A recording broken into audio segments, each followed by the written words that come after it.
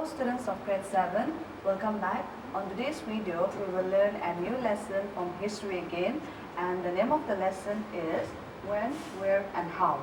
Now this when, where and how is a topic on the medieval period, and the subtopics that we are going to learn in this lessons are different names that was given of India that was given to us during the medieval period, the political conditions, social organizations and life of a women, economic condition and the sources of medieval period.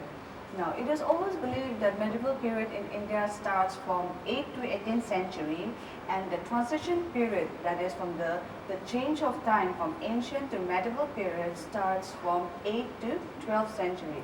Now, during this period, lot of changes was being witnessed, and examples like in the northern part of Indian subcontinent, emergence of this Delhi Sultanates and the Mughal Empire, and in the southern part of Indian subcontinent, Cholas and Vijayanagara Empire.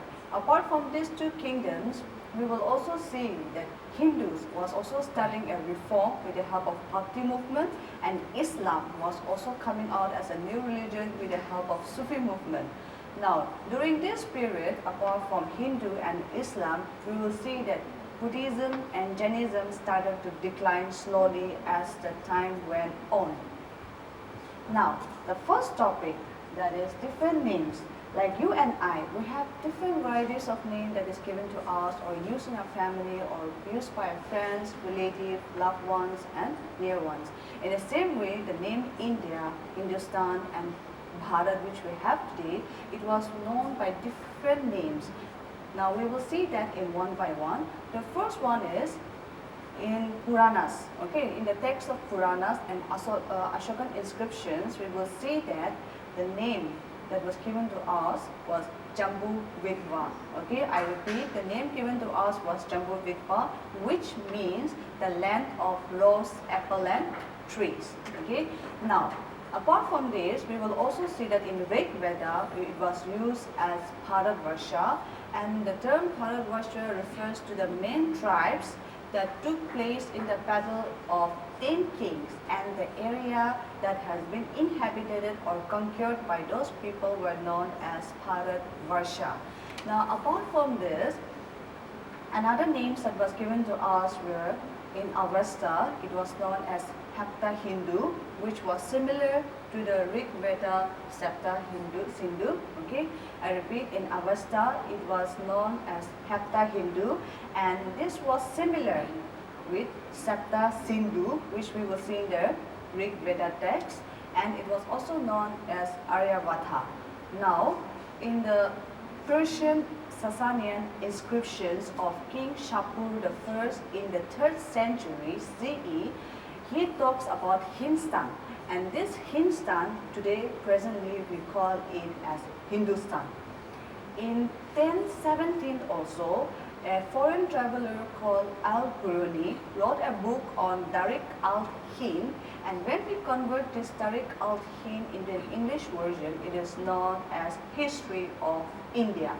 And today, the word Hindustan, which we use today, was given by the Mughal ruler, the founder of the Mughal Empire, that is Babur. Okay, Babur is considered as the founder of the Mughal Empire, and he first referred to the Indian subcontinent as Hindustan, which we use today.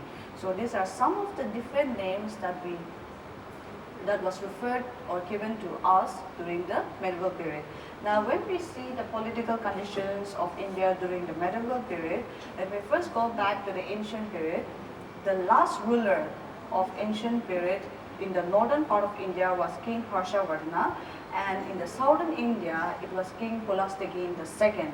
Now, after these two kings during the ancient time, after these two rulers, there was the successor of these two rulers were weak, and they were not able to control the kingdom, and also the economic sources of kingdom started to decline. And that is the reason another 3 more powerful kingdoms started to emerge and dominated the whole India, and that's how the ancient period slowly started to decline. And the 3 regional powers that emerged was Gujarat Pratiharas of Malwa, Rashtrakutas of the Deccan, and Palas of Bengal. So these are the 3 regional kingdoms that started to emerge with the downfall of the ancient period. Now, we all know that India is divided into small kingdoms and provinces, and since there was no military power and control over the princes, and also there was no one to check and control over them, that's how the ancient period started to decline, and that's how slowly the medieval period in India started to enter. Now, I hope you are all clear with that. Now, let's go to the next topic, that is social organization and life of a woman. Persian language became the official language of the Delhi Sultanate, and where the Hindus were also being asked or forced to learn that language. Now, when we see the life of the women during the medieval period in India, they were forced or they were confined in the four wall corners of the house, where they were not given any education, there were no rights, justice, and there was no equality for them. They were treated unequal as compared to that of men. And some of the evil practices we can see is polygamy, child marriage, and bonded labor. Child marriage, we all know that it is a time where a child is forcefully tied and locked or forcefully let them to get married when they don't even have the concept, or when they don't know even what is marriage all about.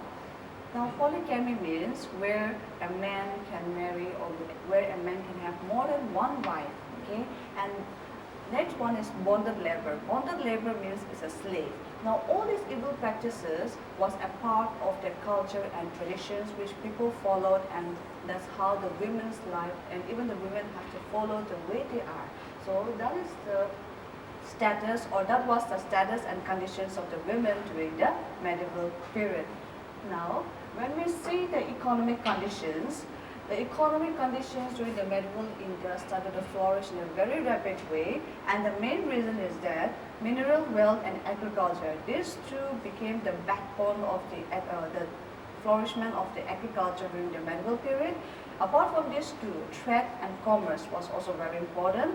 Okay, it started to flourish in a very speedy way, and gold and silver was continued using as a part of the trade and commerce, but this gold and silver was used only by the high class society. And during that time, during the medieval period also, there was a demarcation, or there was a distinction between the upper class and the lower class, where the rich people were getting richer day by day and the poor people were getting poorer day by day.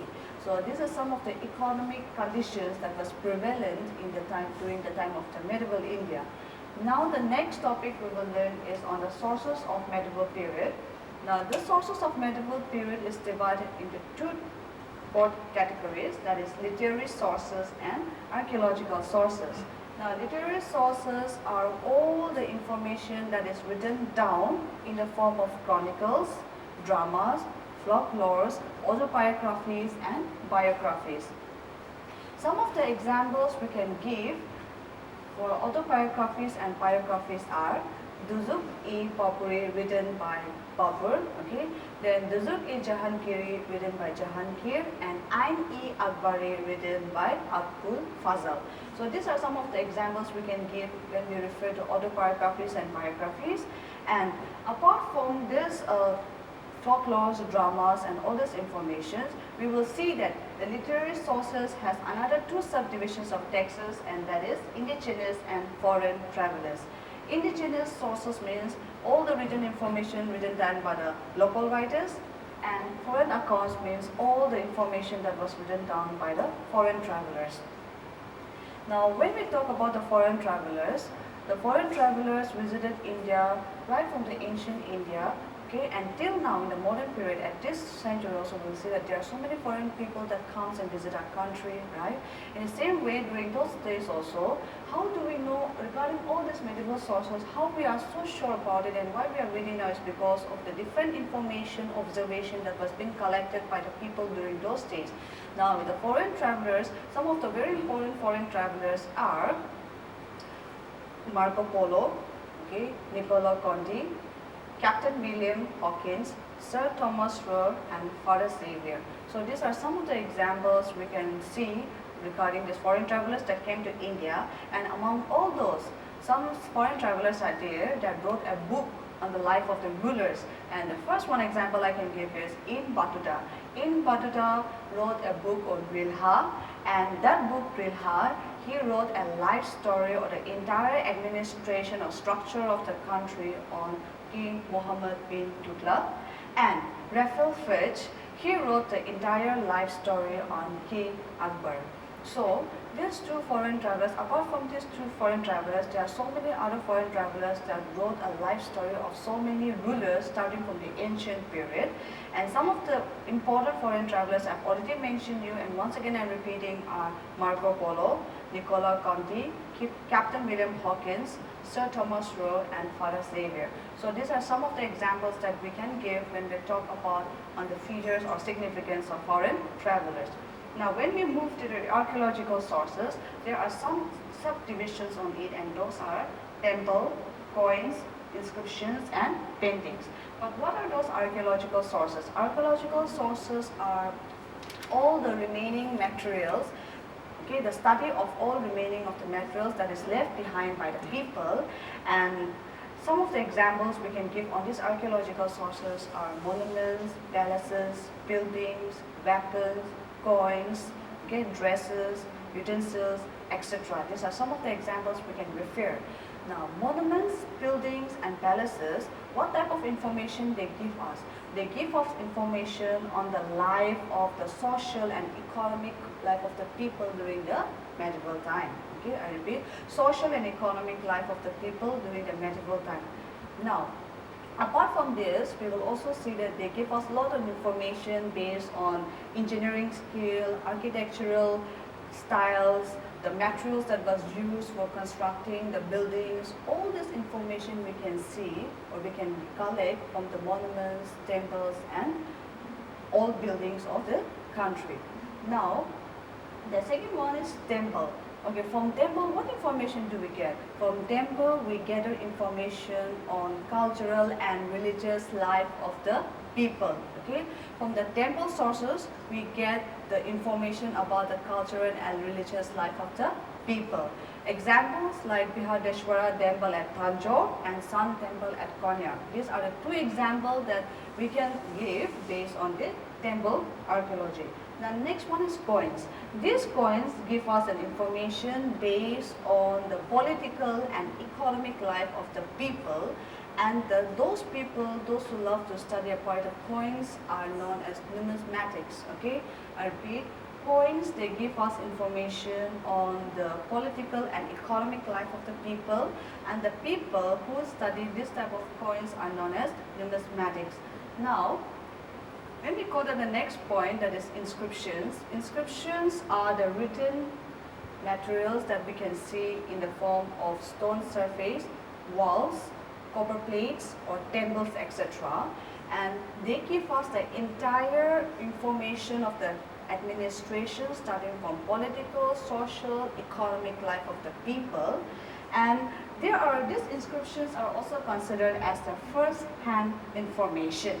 Okay, I repeat, these inscriptions are also known as first-hand information, and the people, those who love to study this type of inscriptions, they are known as epigraphy. Okay, I repeat, the people who studies on these inscriptions, they are known as epigraphy. Now, the last topic on this archaeological source is paintings. Now, paintings, they give us a lot of information on the social, religious, and political life of the people in the medieval period. And through the paintings, we can depict the life story of the people very easily. Okay, we can easily see what was the life of the people during this medieval period. For example, the miniature painting of during the Mughal period, it shows us the entire story or entire life story of the people. What was their dressing style, their culture, the jewelry they wear, okay, the courts, the type of courts they practice. So these are some of the things that we can observe from the miniature painting of the Mughal. So students, in this video today, in this lesson, we have learned that what was the different names of India that was given to us in the ancient, during the medieval period, then how medieval period started in India, what are the changes that emerged, then what was the political, social, economic, and life of the women, then what are the sources of medieval period, that is literary sources and archaeological sources, and what are the subdivisions that comes under it. I hope you are clear with the lessons. If you are not clear, please feel free to call or WhatsApp me anytime. Till then, take care, stay safe, and thank you.